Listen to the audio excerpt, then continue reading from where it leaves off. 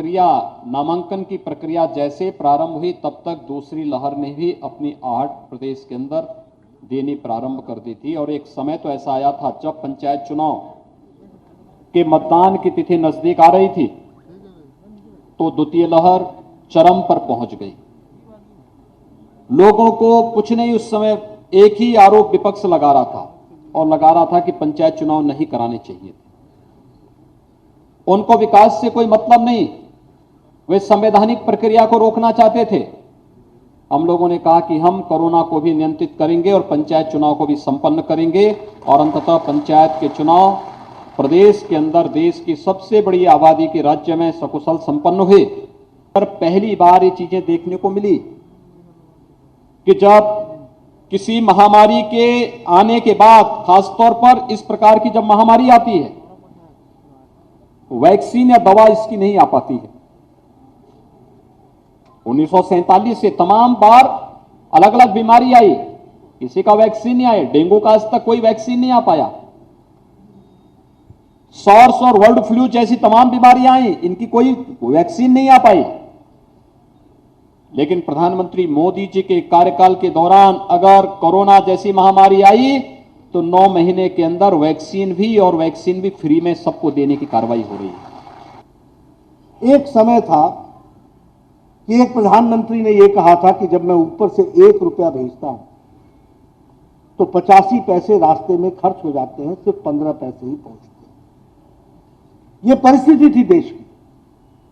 और आज हम बड़े गौरव के साथ कह सकते हैं कि प्रधानमंत्री मोदी जी के द्वारा 1 रुपया भेजा जाता है तो पूरे का पूरा 100 पैसा नीचे तक जाता है। इस बात को हमको समझना चाहिए और इसीलिए यह हमारी जिम्मेवारी बन जाती है कि वह 100 पैसा, 1 रुपया पूरी तरीके से विकास के काम में लगे, इसकी चिंता करना यह हम जनप्रतिनिधियों की जिम्मेवारी है। उत्तर प्रदेश के मैं मित्रों आंकड़ों के साथ बात कर रहा हूं और मैं चाहूंगा कि आप सब लोग इन आंकड़ों को नोट करें और मैं मीडिया वालों से विशेष करके इन बातों की चर्चा करता हूं कि मेरे आंकड़े गलत निकल जाए तो पकड़ लेना, लेकिन अगर मेरे आंकड़े सही हों तो उसको जरूर लोगों को बताना कि किस तरीके से मोदी जी के नेतृत्व में और योगी जी के द्वारा उत्तर प्रदेश की सेवा हो रही है। इस बात को हमको समझना चाहिए, इसको हमको आगे रखना चाहिए। अब मैं उत्तर प्रदेश की बात करूं, आपका बजट 2014 के अंदर 2 लाख करोड़ था, आज वो बढ़कर के 5.5 लाख करोड़ हो गया है। 2017 में से लेकर के अभी 5.5 करोड़ हो गया। आपकी जीडीपी 10.90 लाख करोड़ थी, आज वो बढ़ करके जीडीपी जो है वो 21.73 लाख करोड़ हो गई है। आप ईज ऑफ डूइंग बिजनेस में नंबर 2 स्थान पर आकर के उत्तर प्रदेश खड़ा हो गया। नंबर 2 पर बिजनेस करने में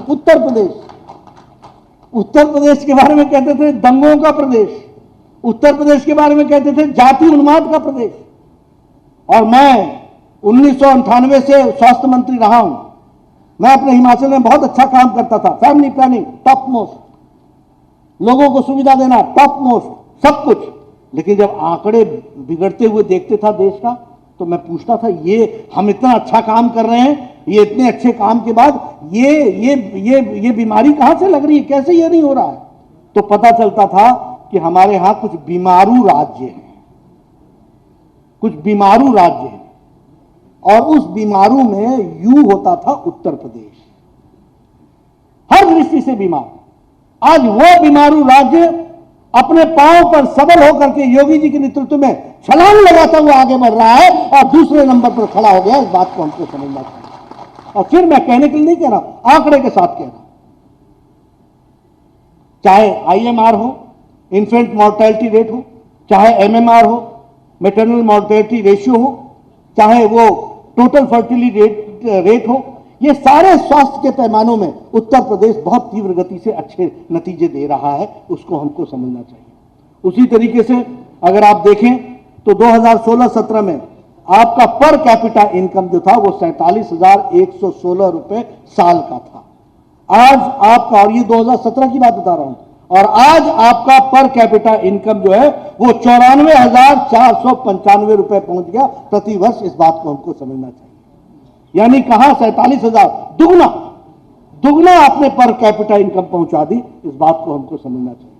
अगर मैं विकास की कहानी कहूं तो हम सुनते थे एक जीटी रोड होता था, बचपन में आया करते थे, कोई ट्रक आ जाए तो गाड़ी को नीचे उतारना पड़ता था, और नीचे उतार दिया तो ऊपर चढ़ाना मुश्किल होता था।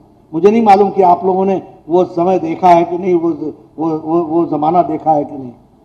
यानी ट्रक अगर आ गया जीटी रोड पर तो आपको गाड़ी उतारनी ही पड़ेगी, और उतरने के बाद खड्डों से होते हुए कब आप वापस सड़क पर आओगे मालूम नहीं। आज एक्सप्रेस हाईवे, एक नहीं, Purvanchal express highway, Bundelkhand express highway, Ganga express highway, Gorakhpur link express highway, Ballia link express highway, ये परिवर्तन है कि नहीं है?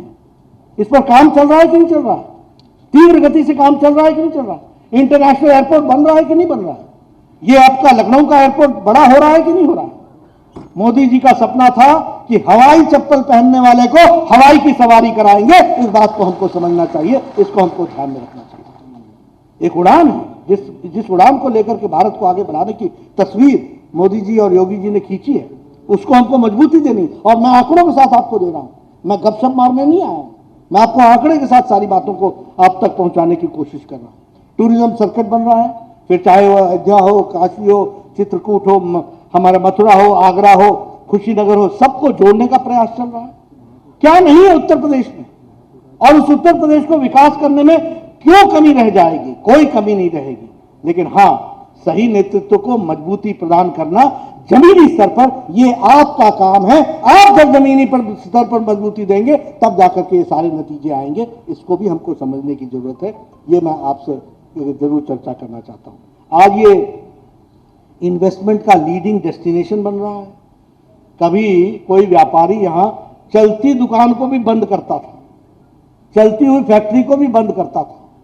सच्चाई है कि नहीं है? ये बताइए, मैं सही बोल रहा हूं कि नहीं बोल रहा हूं? आज फलाने का राज है, फलाने का राज है मतलब फलाने जात का राज है। आज फलाने का राज है तो फलाने की जात का राज है। समाज का राज, देश का राज कभी था ही नहीं। आज सबका राज, सबका साथ, सबका विकास लेकर के चले हैं तो योगी जी की सरकार चली है, इस बात को भी हमको समझना चाहिए।